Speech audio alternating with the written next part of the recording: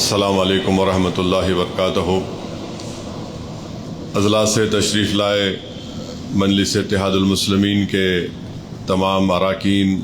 صدور و معتمدین، ضلع کے صدر، سابق اراکین بلدیہ و سینئر مجلس اتحاد المسلمین کے اراکین، سب سے پہلے آپ تمام کا میں شکر گزار ہوں کہ آپ نے اپنا قیمتی وقت نکال کر مجلس اتحاد المسلمین کے اس 2 روزہ جلسے رحمۃ اللہ عالمین میں آپ نے اپنا قیمتی وقت نکال کر یہاں پر آپ آئے، آپ کا بہت شکریہ۔ دوسری بات یہ ہے جس کا ذکر جناب جابر احمد صاحب نے کیا کہ آنے والے مہینوں میں سرپنچ اور ضلع پریشد کے انتخابات ہونے جا رہے ہیں، تو جہاں کہیں بھی آپ یہ سمجھتے ہیں اور ہم کو یہ قوی امید ہے کہ اس الیکشن میں حصہ لینے کی وجہ سے ہماری پارٹی مضبوط ہوگی اور ہمارے امیدوار کی کامیابی ہو سکتی ہے، تو میری آپ تمام سے گزارش ہے کہ آپ لوگ اس کے بارے میں غور کریے، ایک لاہ عمل تیار کریے کہ کہاں پر کس جگہ پر ہم کو الیکشن لڑنا ہے، اس کی فہرست یا لسٹ بنا کر آپ فوراً دارالسلام میں جناب صمد ابداد صاحب جو ہمارے شعبے تنظیم کے ذمہ دار ہیں ان تک روانہ کریے۔ تیسری بات یہ ہے کہ آپ جانتے ہیں کہ الیکشن کمیشن آف انڈیا کی جانب سے پورے ملک میں ایک SIR کیا جا رہا ہے جو ابھی فی الوقت بہار میں ہو رہا ہے۔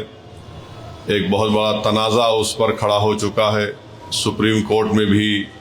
کیس چل رہا ہے جس میں بہار کے مجلس اتحاد المسلمین کے MLA اور صدر اختر علی مان صاحب بھی اس میں پارٹی ہیں۔ تو میری آپ تمام سے گزارش ہے کہ جو بہار کا تجربہ ہے اس کو سامنے رکھ کر آپ تمام لوگوں سے میری اپیل ہے، گزارش ہے کہ ہم اس کے لیے پوری تیاری کے ساتھ، ہماری کوشش یہ ہونی چاہیے کہ کسی ایک بھی جینیون ووٹر کا نام نہ کٹے۔ اور میں نے پہلے بھی کہا، آج بھی کہہ رہا ہوں کہ جب تلنگانہ میں SIR ہوگا تو ظاہر ہے الیکشن کمیشن آف انڈیا کسی ایک ووٹر لسٹ کو بیس ووٹر لسٹ بنائے گا، جیسا بہار میں 2003 کی ووٹر لسٹ تھی۔ اب یہاں پر تلنگانہ میں وہ کیا کہتے ہیں، ہم اس ووٹر لسٹ کو نکلوائیں گے، آپ بھی نکلوائیے۔ اس کے بعد اس ووٹر لسٹ میں جتنے لوگوں کے نام ہیں اور 2024 کے پارلیمنٹ کے الیکشن کے ووٹر لسٹ میں جو نام ہے اس کا ہم کو تقابل کرنا پڑے گا۔ جو پرانی ووٹر لسٹ جو الیکشن کمیشن بولے گا کہ اس سال کی ووٹر لسٹ، وہ ووٹر لسٹ سے مثال کے طور پر جابر احمد صاحب کا نام ہے، ہمارے محبوب نگر کے سینئر مجلسی قائد جناب ہادی صاحب کا نام ہے، تو ان کا الیکٹرل سرٹیفکیٹ نکالنا پڑے گا تاکہ ان کے جو اولاد ہے یا ان کے بھائی بہن ہے، ہم بتا سکتے کہ دیکھیے جابر صاحب کا نام جو الیکشن کمیشن جو ووٹر لسٹ میں بیس ووٹر لسٹ بنایا تھا اس میں ان کا نام ہے، جابر صاحب کا الیکٹرل سرٹیفکیٹ نکالنا پڑے گا تاکہ ان کے اولاد کو یہ پروف مل جائے گا کہ ہمارے والد کا نام ووٹر لسٹ میں تھا۔ مگر چاہے جابر صاحب کا نام ہو یا ان کے اولاد کا نام ہو، ان تمام ناموں کو انیومریٹرز فارم میں لکھ کر آپ کو BLO کو دینا پڑے گا۔ تو یہ ایک اہم کام ہے۔ آپ سے میری گزارش یہ بھی ہے کہ آپ جتنے آپ کے ضلع کے یا آپ کے شہر کے مسجد کے ائمہ ہیں، مسجد کے امام ہیں یا خطیب ہیں، ان سے آپ ضرور کہیے کہ آپ لوگوں میں ایک شعور بیدار کروائیے، برتھ سرٹیفکیٹ بنوائیے، ریزیڈنس کا سرٹیفکیٹ بنوائیے، SSC کا سرٹیفکیٹ ہے تو اس کو تیار رکھیے، اگر کسی کے پاس استطاعت ہے تو اپنا پاسپورٹ بنوائیے، اور حالیہ آرڈر میں الیکشن سپریم کورٹ نے آدھار کارڈ کے بارے میں بھی کہا ہے،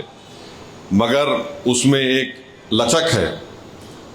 یعنی آدھار کارڈ سپریم کورٹ نے کہا کہ الیکشن کمیشن قبول کرو اس کو، مگر الیکشن کمیشن یہ بول رہا ہے کہ ہم دیکھیں گے یہ آدھار کارڈ سچ ہے یا نہیں ہے، صحیح ہے یا ڈپلیکیٹ ہے۔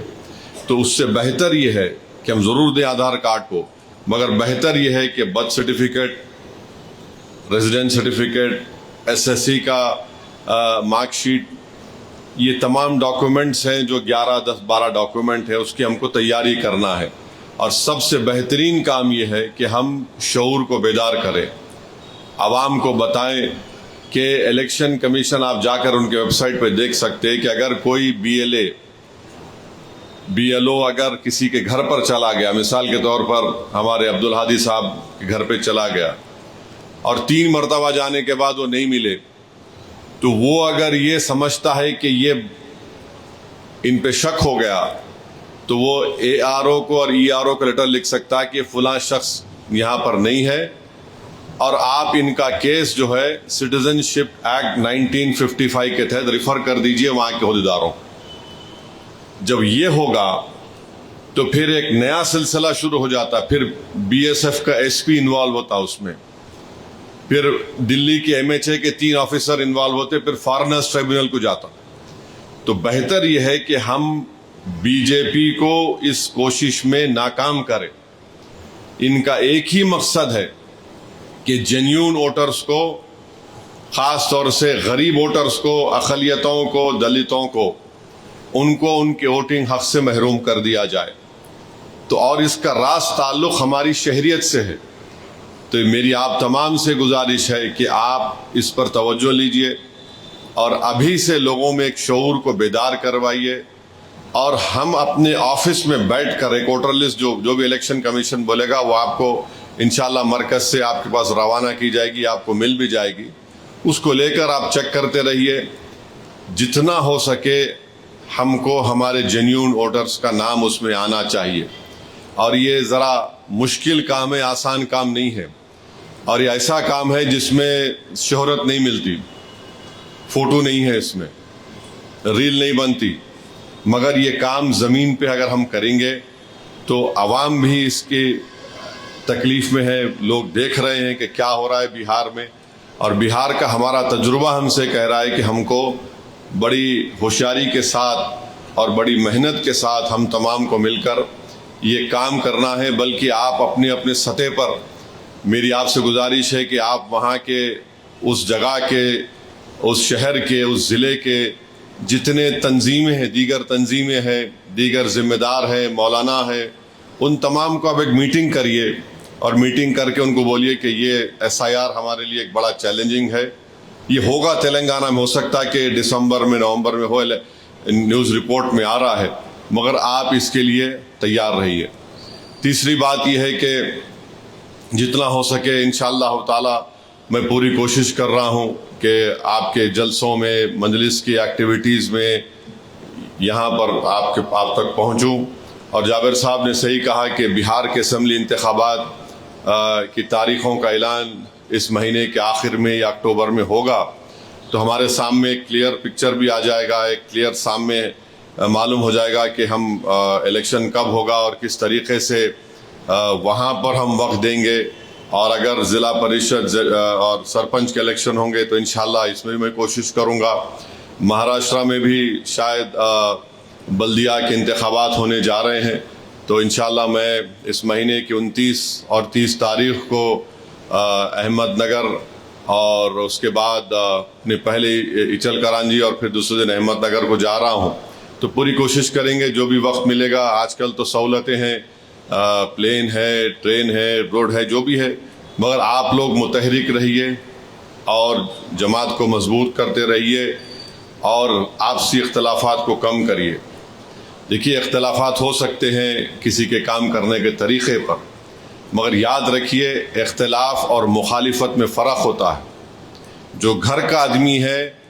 وہ ادب کے دائرے میں رہ کر اختلاف کر سکتا ہے جماعت کو مضبوط کرنے کے لیے، مگر اگر وہاں کے صدر نے ایک فیصلہ لے لیا تو فیصلے کو ماننا پڑے گا۔ اگر آپ مخالفت کریں گے تو پھر آپ گھر کے آدمی نہیں ہیں، آپ باہر کے آدمی ہو جائیں گے. تو اسی لیے ہم کو کوشش یہ کرنا ہے کہ اور وہاں کے صدر کی بھی ذمہ داری ہے کہ وہ وسیع النظری کا مظاہرہ کریں اور سب کو سن کر سب سے بات کر کے فیصلہ لیجیے. آپ سن لیجیے، اچھی بات ہے تو اس کو قبول کریے. اگر آپ یہ سمجھتے ہیں کہ اس سے فائدہ نہیں ہے تو ان کو اطمینان دلائیے اور اپنا فیصلہ لے کر آگے بڑھیے. میں سب سے کہہ رہا ہوں، انفرادی طور پر بھی سب سے کہا ہوں، اور ہم کو اس پر کام کرنے کی ضرورت ہے. تو آپ تمام کا بہت شکریہ، آپ لوگ یہاں پر آئے.